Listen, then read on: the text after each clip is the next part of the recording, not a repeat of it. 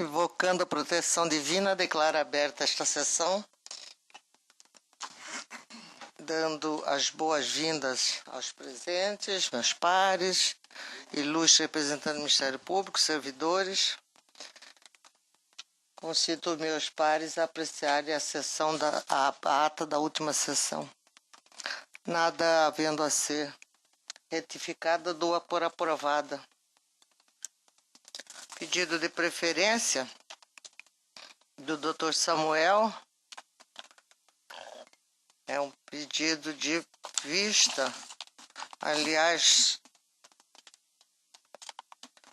um empate na votação da representação 185866. Representante foi o Ministério Público e o representado foi Mauro Luiz Save, com o empate colhido em plenário, senti-me na obrigação de pedir vista dos autos para melhor apreciá-lo. Trago hoje o voto. Eminentes pares, em face do empate na votação da sessão plenária do dia 23 de 6 de 2015, pedi vista dos autos para mais detidamente apreciar o contexto probatório, em especial porque em discussão, principalmente, duas teses que se fundam em premissas muito caras à democracia, o que demanda acurada reflexão da Corte, objetivando decisão madura e sensata por envolver dois valores republicanos insofismáveis. Por um lado, a lisura da eleição e, consequentemente, a legitimidade do cargo eletivo auferido por intermédio do referido procedimento. Sob outro prisma, o respeito a preceitos constitucionais igualmente relevantes e inafastáveis, como o direito à privacidade, dentre outros correlatos. De início, pertine enaltecer o sempre lúcido posicionamento do nobre relator, Dr. Lídio Modesto da Silva Filho, que firmou no sentido de negar provimento ao presidente de agravo regimental por reconhecer plenamente viável o recebimento da peça inicial com prosseguimento da representação eleitoral ajuizada contra o ora agravante, o que for encampada pelas brilhantes ponderações adicionais da lavra do Dr. Pedro Francisco da Silva, o qual se reportou por analogia ao que entende ser fundamento legítimo para que alguém adentre a casa de outro que supõe esteja em perigo, necessitando de socorro, fundamento principal, em suma, e a contrário senso da causa de pedir sob apreciação em que se requer o reconhecimento da nulidade das diligências empreendidas sob a direção da chefe do cartório da 27ª Zona Eleitoral. Por seu turno, esposando o entendimento diametralmente oposto, o também sempre ponderado voto do desembargador Luiz Ferreira da Silva, que em apertada síntese consignou a ilicitude da providência indevidamente invasiva da propriedade alheia sem a necessária autorização judicial prévia. É a sumária anotação do que interessa o deslinde do feito, na fase em que se encontra, quando se discute se a representação eleitoral pode prosperar, tendo por substrato fático probatórios indícios de ilicitude de natureza eleitoral que teriam sido praticados na localidade denominada Chácara do Ostácio, em Juara, ocasião em que as servidoras do cartório da 27ª Zona Eleitoral, no cumprimento do suposto dever de ofício, teriam adentrado aquela propriedade privada, inclusive no escritório da empresa de transportes ali existente, para a finalidade de verificar a ocorrência dos fatos denunciados via telefonema. Pois bem, em que pese as ponderações contrárias dos nobres pares, cujo ponto de vista respeito, tenho que razão não assiste ao agravante. Na verdade, o ponto central da discussão que ora se trava no presente feito consiste em saber, com maior precisão e fidelidade possível, se ao caso em questão se pode aplicar o provimento da Corregedoria deste Tribunal Eleitoral, provimento 03 de 28 de 4 de 2014, que dispõe sobre o poder de polícia dos juízes eleitorais e em que extensão Estes normativos poderia ser aplicado, ou por outro lado, em face das circunstâncias fáticas e indiciárias em que, em seu pleno vigor, a norma constitucional da inviolabilidade da casa do cidadão, ressalvada, obviamente, a hipótese de flagrante delito ou incumprimento de ordem judicial. É de se ressaltar por oportuno que, neste último caso, constatado qualquer abuso, toda e qualquer suposta prova, entre aspas, colhida em tais circunstâncias, tornar-se-ia imprestável o fim colimado. Com essas breves considerações, tenho que o critério do discrimen, ou divisor de água, deve ater-se ao momento da colheita do que até aqui se denomina de prova, especialmente voltado para o aspecto concernente a estar ela cobertada ou não pela roupagem da legalidade. A linha decisória mostra-se tênue, o que remeto à necessidade de apreciar de forma cuidadosa os detalhes da operação perpetrada pelas servidoras do cartório eleitoral em questão, motivo pelo qual socorro-me mais uma vez do sempre lúcido posicionamento do Dr. Pedro Francisco da Silva, que acompanhou o entendimento do digno relator e, com as devidas vênias, adoto como fundamento para decidir sua sensata manifestação assim resumida. Aspas. Sobre o tema, eu acredito que, embora eu vou divergir apenas na fundamentação apontada, tanto pelo eminente relator quanto pelo voto visto e pelos demais, que já votaram, eu quero crer que a existência da resolução do provimento da Corregedoria de 3 de 28 de abril de 2014, em momento algum teve a intenção ou a pretensão de substituir um mandado judicial a ser expedido pelo juiz competente. Se fosse assim, este ato estaria suprindo a competência do juiz eleitoral para que ele pudesse expedir um mandado de busca e apreensão. Um provimento genérico não pode substituir um ato específico do magistrado, que é o juiz competente para expedir um mandado de busca e apreensão em uma residência ou em um local que se equipare à residência. Fecha aspas. Prossegue ainda Sua Excelência em seu raciocínio. Abre aspas. A meu ver, guardando a resolução quando a resolução confere este poder de polícia aos servidores, aos auxiliares dos juízes, diz respeito ao local público. É aquela situação em que o oficial de justiça constata uma placa colocada indevidamente e alguém panfletando em local público vai lá e adota os atos necessários, mas em local público. Não se pode jamais substituir o mandado de busca e apreensão a ser expedido pelo juiz competente. No caso aqui, a diligência, o ato foi realizado dentro de uma residência, de uma chácara, uma casa, um local equivalente a uma residência. Em princípio, haveria necessidade de expedição de um mandado de busca e apreensão pelo juiz, mas o que se me faz acompanhar a posição tomada pelos demais eminentes julgadores que me antecederam, no sentido de não interromper e não promover o trancamento da ação de investigação judicial, é que eu verifico que, na verdade, o que os oficiais de justiça constataram naquele momento foi uma situação de flagrante. Então, o flagrante autoriza que qualquer pessoa, qualquer autoridade pública possa adentrar a casa para a realização das diligências, porque ali havia toda a aparência de um flagrante. Quer dizer, recebeu-se uma denúncia dos oficiais de justiça, chegaram no local, havia pessoas ali, havia movimentos semelhantes à compra de votos, tanto que houve apreensão de recursos.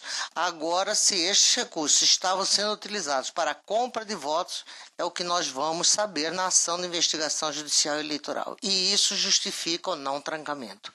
A prova em si, essa prova preliminar, não é ilícita, exatamente porque havia uma situação de flagrante. Toda a aparência era de um flagrante. Houve uma denúncia, havia uma concentração de pessoas, havia veículos com adesivos. Me parece que a resolução não é o instrumento que autorizou o ingresso dos servidores na residência, mas sim a situação de flagrante, pelo menos aparentemente era um flagrante. Foi o que motivou os oficiais de justiça a adentrarem na residência, entendendo que ali estava ocorrendo um crime, porque a captação ilícita de sufrágio é um crime eleitoral. Fecha aspas. Prossigo eu. De fato, o que se discute não é a utilização de um normativo genérico, como é o caso do provimento 03/2014, emanado da Corregedoria deste Tribunal para legitimar o acesso a um ambiente privado, porque sua hipótese de incidência restringe-se ao poder de polícia dos servidores da Justiça Eleitoral quanto à propaganda eleitoral em recintos públicos. O foco do debate na presente hipótese é a legitimidade da atuação de ofício dos servidores da Justiça Eleitoral em face de denúncia acerca de compra de votos, que configuraria o crime de corrupção eleitoral, Código Eleitoral, artigo 299, que estaria em curso no momento em que, empreendidas diligências, ora sob exame de legalidade. Enfim, como bem sintetizou o Dr. Pedro Francisco, havia no cenário fático em questão uma feição de flagrante delito, do qual as servidoras do cartório eleitoral não podiam fazer vista grossa sob pena de responderem por omissão. E como em qualquer situação de flagrância de um crime, por expressa autorização constitucional, pode e deve o servidor público tomar as medidas que entenda pertinentes e suficientes para coibir sua consumação ou a continuidade delitiva, sendo de se ressaltar que o juízo de valor acerca da legalidade da situação verificada, ou seja, da legalidade dos atos cujos agentes se pretenda surpreender em sua flagrância delitiva, isto é matéria de mérito da ação judicial que ora se intenta obstar e que fora proposta por quem de direito, motivo pelo qual não se pode encerrar sumariamente o feito nesta fase inicial, porque subsistem o interesse e a legitimidade de aprofundar as investigações judiciais competentes.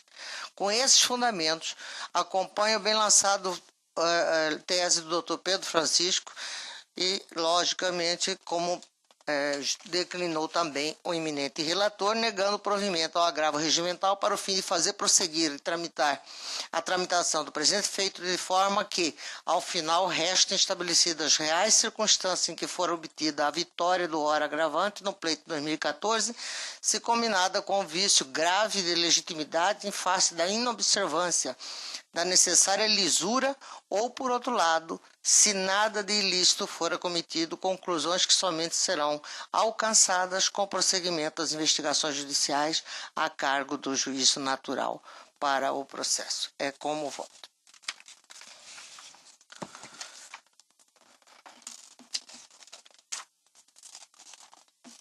Não havendo mais nenhum voto a ser colhido, eu apenas consulto se todos mantêm-se na posição original, proclama o resultado. O tribunal, por maioria, negou o provimento ao agravo regimental nos termos do voto do dolo do relator, vencidos o primeiro, terceiros e quinto vogais.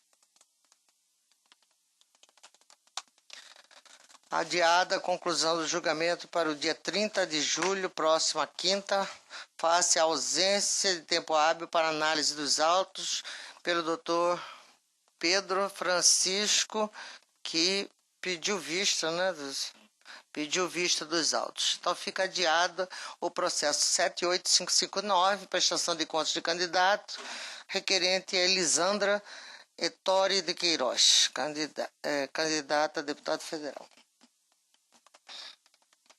Processo 3098, embargos de declaração em propaganda partidária. Embargante, Partido Republicano Progressista. Relator, Dr. Ricardo Gomes Almeida.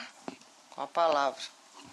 Obrigado, senhora presidente. Cuida-se de segundos embargos de declaração opostos pelo Diretório Regional do Partido Progressista contra acórdão 24875 de folhas 46/51, que em sessão plenária de 23/6/2015, a unanimidade indeferiu o pedido de veiculação de propaganda partidária. O referido acórdão ficou assim emendado: propaganda partidária, inserções regionais, não atendimento das exigências legais, indeferimento. indefere-se a transmissão de inserções de propaganda partidária no rádio e na televisão, uma vez que não observado o cumprimento das disposições legais do artigo 57.1, a linha A, da Lei 9.096/95. O embargante alega, em suma, que há omissão referente à análise do precedente jurisprudencial sobre o afastamento do artigo 57 caput. Sustenta a possibilidade de acolhimento dos embargos, tendo em vista a jurisprudência trazidas aos autos. É o relatório, senhora presidente. Doutor Procuradoria. Senhora presidente, eu me manifesto agora oralmente pelo desprovimento dos embargos em razão do fato de que o embargante pretende exclusivamente a rediscussão da decisão.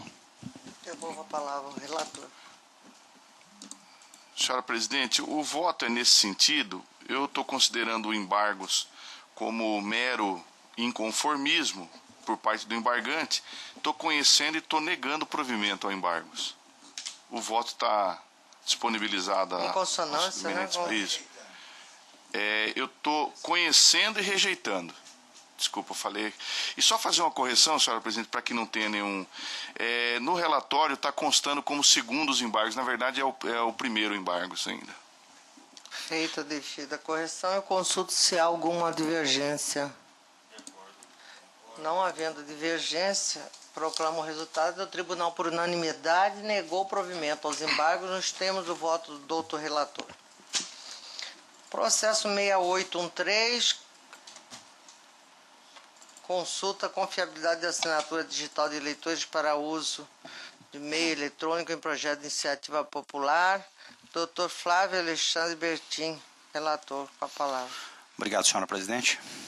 Trata-se de consulta eleitoral formulada pelo presidente do Diretório Municipal do Partido dos Trabalhadores de Cuiabá, nos seguintes termos, abre aspas, requer que seja informado se existe ou é possível existir meio de controle por parte do Tribunal Regional Eleitoral quanto à confiabilidade de assinatura digital em projeto de iniciativa popular na forma que preconiza o artigo 12 da Lei Complementar Estadual 381/2010, fecha aspas. A douta Procuradoria Regional Eleitoral, em parecer lançado, manifesta-se pelo não conhecimento da consulta. É o relatório, senhora presidente. Não aparecer? Não aparecer? Eu mantenho, senhora presidente, pelo não conhecimento. Eu vou a palavra a você. Obrigado, senhora presidente. É o caso de não conhecimento da consulta que está formulada nos seguintes termos. Eu lanço aqui o que já está no relatório, que é o motivo da consulta. E prossigo. As consultas têm sua previsão legal no inciso 8º do artigo 30 do Código Eleitoral, que estabelece as matérias passíveis de resposta por essa justiça especializada. O artigo 30 compete ainda aos tribunais regionais eleitorais. 8º, responder sobre matéria eleitoral as consultas que lhe forem feitas em tese por autoridade ou partido político. Destaque. Assim, pelo simples cotejo, observa-se que a matéria objeto da consulta não é eleitoral, como bem destacado no parecer ministerial, abre aspas. Além de estar vinculado à tecnologia da informação TI, refere-se a uma eventual atividade administrativa da Justiça Eleitoral, fecha aspas. Prosseguindo, ademais, o artigo 12 da Lei Complementar Estadual 381/2010 cria mecanismos para garantir aos cidadãos a possibilidade de assinatura por meio eletrônico em apoios a projeto de lei e de emenda à Constituição Estadual, matéria totalmente dissociada do eleitoral, sendo de competência do Governo do Estado e da própria Assembleia Legislativa sua implementação. Noutras palavras, ainda que o plebiscito e o referendo eventualmente sejam realizados por esta justiça especializada, a fase de colheita de apoios por meio de assinatura digital não guarda qualquer relação com matéria eleitoral, posto que tal matéria, certificação digital, no Brasil é de responsabilidade do Instituto Nacional de Tecnologia da Informação, ITI, autarquia federal vinculada à Casa Civil da Presidência da República, que é a autoridade certificadora raiz da infraestrutura de chaves públicas brasileiras, ICP Brasil, e é órgão que recredencia empresas a fornecer certificados padrão, ICP Brasil. Para que se tenha dimensão do que seja assinatura digital, transcrevo o conceito obtido no sítio do Instituto Nacional de Tecnologia e Informação e peço vênia para não ler, pois está aí à disposição de Vossas Excelências. Logo, certificação digital no Brasil tem disciplina própria, que a toda evidência definitivamente não é matéria eleitoral. No sentido do não conhecimento da matéria não eleitoral, assim decidiu o colendo do Tribunal Superior Eleitoral. Eu colaciono aqui uma uma matéria onde versa do assunto da relatoria do ministro José Guilherme Vilela e outra do ministro Décio Miranda. Assim, finalizando com essas considerações, em harmonia com o parecer ministerial, não conheço da consulta por não versar sobre matéria eleitoral. Como voto, senhora presidente? Há alguma divergência? Proclamo o resultado. O tribunal, por unanimidade, não conheceu da consulta nos termos do voto do doutor relator, em consonância com o parecer ministerial. Chamo o julgamento do processo 1331, embargos de declaração em recurso eleitoral, ação de desconstituição de coisa julgada, modificação de sentença prolatada, embargante Maria Eugênia Braga, embargado do Ministério Público Eleitoral. Dr. Flávio Bertin é o relator, está com a palavra. Obrigado, senhora presidente. Trata-se de embargos de declaração com pedido de efeitos infringentes opostos por Maria Eugênia Braga em face do acórdão 24799, ao argumento de que o mesmo padece de omissão.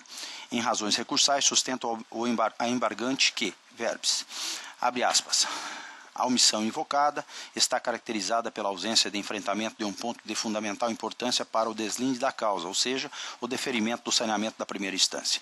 O saneamento fora realizado pelo embargante antes da sentença sob deferimento do juiz pelo prazo de 72 horas, folhas 146. Prosseguindo, nem no bojo do voto, nem na emenda do acordo, há o enfrentamento da matéria dita omissa, razão suficiente para a oposição dos presentes embargos, fecha aspas. Ao final, requer o conhecimento e provimento dos embargos, emprestando-lhe efeitos infringentes a fim de reformar a sentença prolatada e, sob o instituto da causa madura, prolatar nesta sede regional o novo deciso. O Ministério Público Eleitoral, em manifestação, opina pelo desprovimento dos presentes embargos. É o relatório, senhora presidente. Bolsa da Procuradoria. Senhora presidente, pelo desprovimento dos embargos. Devolvo a palavra ao relator. É o caso de desprovimento dos embargos de declaração. Todos os pontos embargados foram devidamente apreciados pelo colegiado, não havendo contradição, omissão ou obscuridade no acordo 24799, que restou assim emendado. Está aqui à disposição o acórdão que deu como recurso desprovido.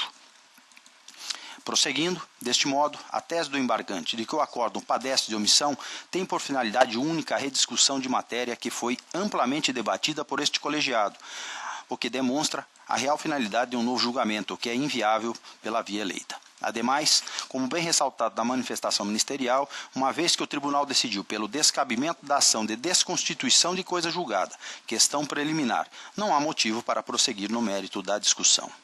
Com efeito, os embargos declaratórios não se prestam à rediscussão de matéria já apreciada e somente em situações excepcionais possui o condão de modificar decisão regularmente proferida, como é o caso dos autos. Com essas breves considerações, não restando comprovada qualquer omissão, contradição ou obscuridade, a macular o acórdão atacado, voto pelo desprovimento aos declaratórios. É como voto, senhora presidente. Algum voto divergente? Proclamo o resultado. O tribunal, por unanimidade, negou provimento aos embargos nos termos do voto do outro relator em consonância com o parecer ministerial.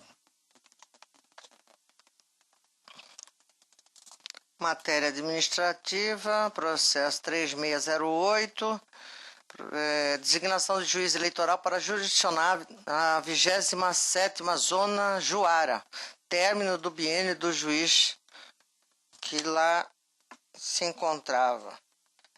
Que é o Dr. Cássio Leite de Barros Neto. Após destacar que este egrégio plenário, após a devida instrução do feito, designou o Dr. Emanuele Chiradia Navarro para jurisdicionar a 27ª por intermédio da resolução 1618 de 12 de maio de 2015. Ocorre que após a mencionada decisão plenária, a referida magistrada foi designada pelo Tribunal de Justiça do Mato Grosso para jurisdicionar a 5ª Vara de Sorriso, a partir de 8 de 6 de 2015. Considerando as informações das unidades técnicas deste tribunal e com o intuito de evitar solução de continuidade quanto ao exercício da jurisdição eleitoral naquela localidade, enquanto não concluída a tramitação de nova escolha, esta presidente designou ad referendo do tribunal o Dr. Cássio Leite de Barros Neto para continuar respondendo em caráter precário pela zona eleitoral. Efetuada nova consulta pela unidade técnica nos termos da informação, manifestou-se interesse em exercer tais atribuições eleitorais apenas o Dr. Cássio Leite de Barros Neto, juiz da Vara Única de Querência, designado para responder cumulativamente pela Vara de Juara e pela Vara Única de Itabaporã, declarando não incidir nos impedimentos do artigo 14, parágrafo 3º do Código Eleitoral, com viabilidade de deslocamento ao cartório em questão, conforme exigência do artigo 3º do provimento da Corregedoria 10/2012. A outra magistrada com jurisdição em Juara, a doutora Laura Dorileu Cândido, declarou inexistir interesse no exercício da jurisdição eleitoral em razão das dificuldades de deslocamento para a zona eleitoral em comento. Dessa forma, a unidade técnica ponderou pela designação do Dr. Cássio Leite Barros Neto, ressaltando que os efeitos da titularidade no que comporta, especialmente no início do biênio, deverão começar a contar da lavratura do termo de entrada em exercício nos termos do artigo 16, parágrafo 1º da resolução do TRE. Por derradeira, a Secretaria de Gestão de Pessoas e a Diretoria-Geral ratificam os pareceres quanto à indicação do juiz eleitoral pelo período de 2 anos, com efeitos a contar da lavratura do termo de entrada em exercício. Bom, parece-me que está claro, estamos optando, até por falta de opção, pelo doutor Cássio Leite de Barros, que manifestou interesse em permanecer na jurisdição. Algum voto divergente? O Tribunal, por unanimidade, homologou a portaria 168/2015 e designou o Dr. Cássio Leite de Barros Neto, juiz de direito da Vara Única de Querência, para exercer a titularidade da 27ª Zona Eleitoral de Juara.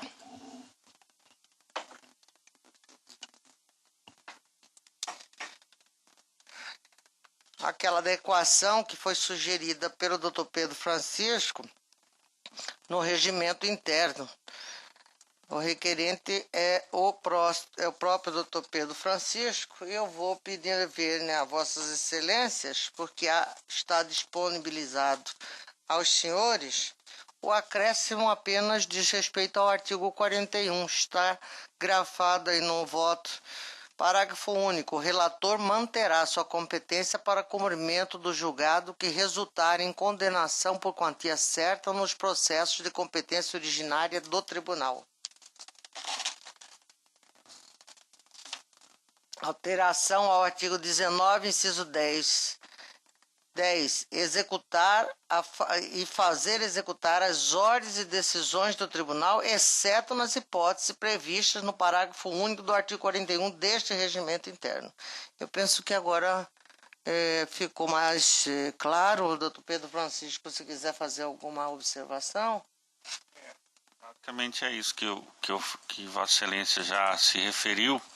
A ideia é exatamente fazer uma adequação aí às reformas do Código de Processo Civil para efeito de cumprimento das sentenças, porque até então as sentenças que resultam em condenação estão sendo feitas por título executivo extrajudicial. Está se transformando um título judicial em título executivo extrajudicial, com inscrição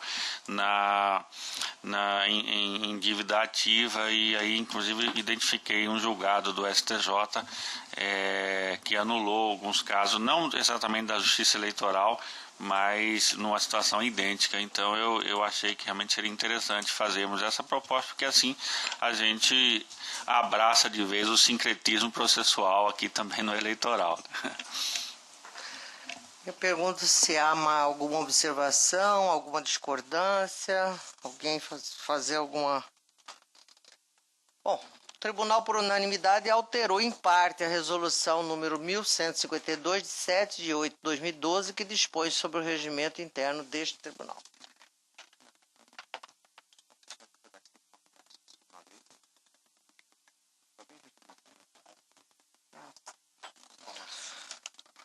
Agora, apenas uma informação aos senhores,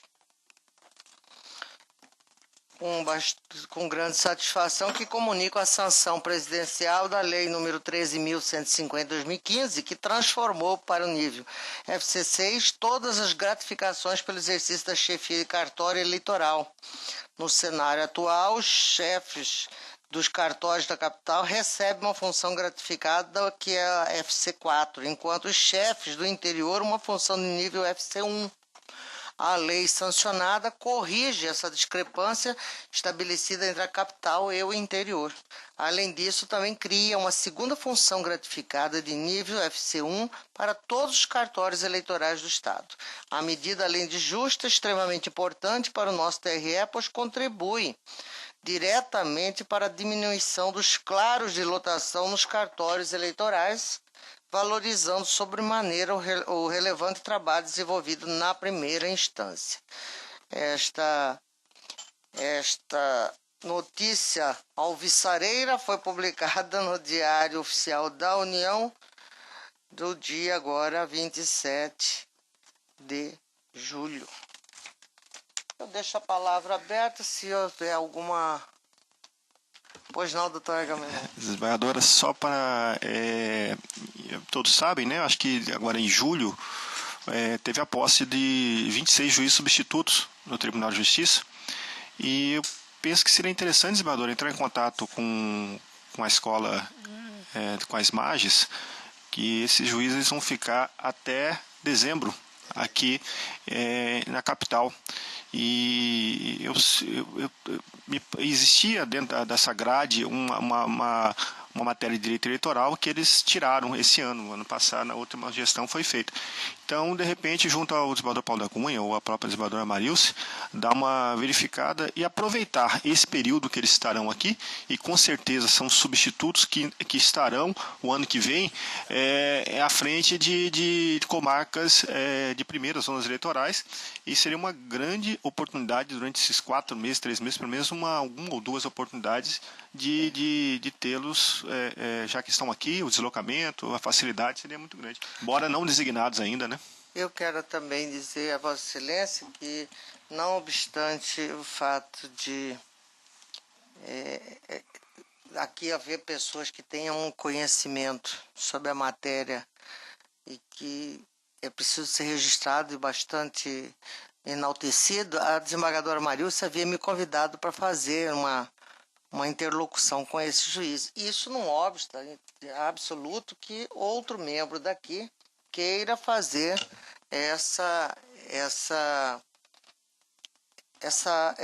esse bate-papo com esses novos magistrados. Até porque nós sabemos, nós que estamos bem próximos aqui no eleitoral, o doutor Patrocínio ainda também sabe bem disso, que a cada eleição o TSE vem inovando com coisas, interpretações e hermenêuticas que só mudam enfim, o direito eleitoral parece-me que é bastante dinâmico, ele não fica engessado em nenhum momento. Mas então fica aberto, se alguém quiser, essa proposição que o doutor Agamenon fez, independente dessa ida que eu já prometi à desembargadora Marilce, mas fica aí, eu até gostaria muito que outro membro fosse.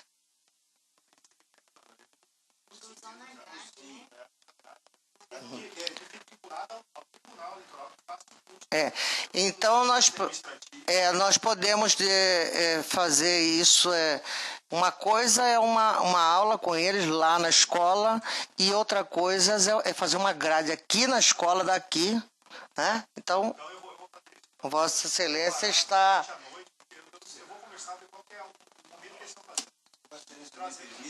Sim. No último concurso, eu era o presidente da comissão e, por consequência,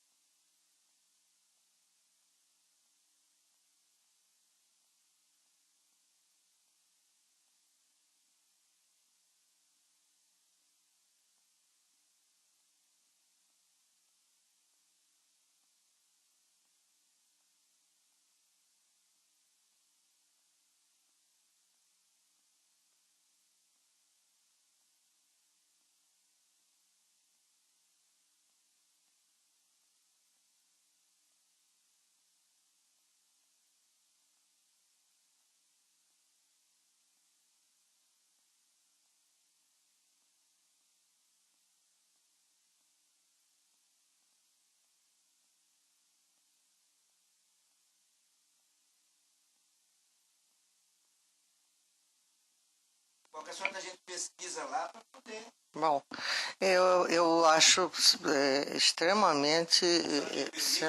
claro, sim.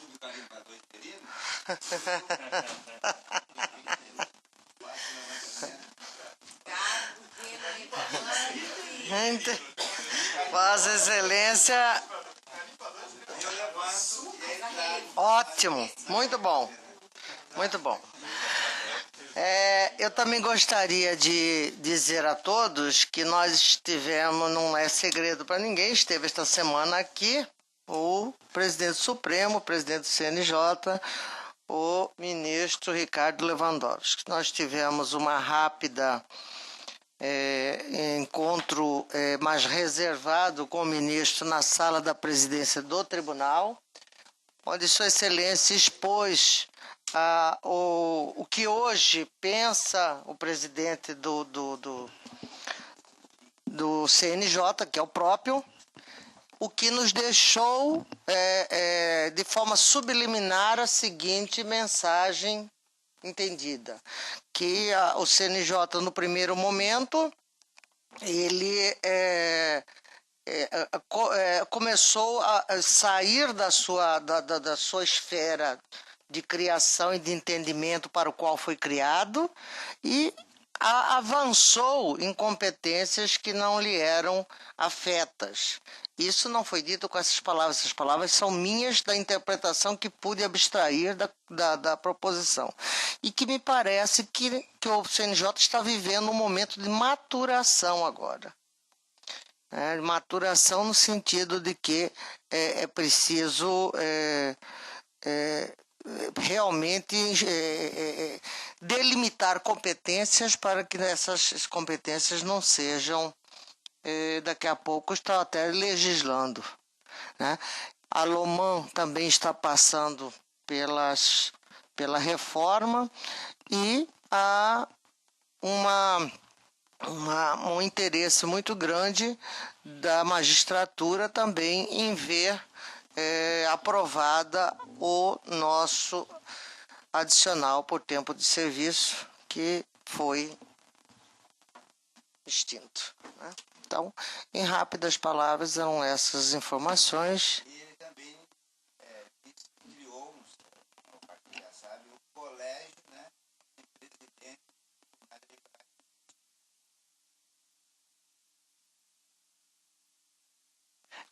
Ele demonstrou que tem fortalecido bastante esse colégio de presidente dos tribunais, porque é a forma de ouvir as outras instâncias do judiciário. Então, isso confirmado também pelo presidente Paulo Cunha. Né? Isso já tem, né? O trabalho tem, só e que nós temos responsabilidade que 8 em cada 10, 80% dos processos no país, 80% cabem aos miúdos, né, estaduais que não têm voz desde o setor. Isso foi falado dentro da mão. Desembargador Luiz Ferreira, se lembrar de mais alguma coisa, realmente em rápidas palavras foi isso que foi tratado. E só disse o seguinte, que de fato a Loman não vai ter condição de aprovar, porque o ano que vem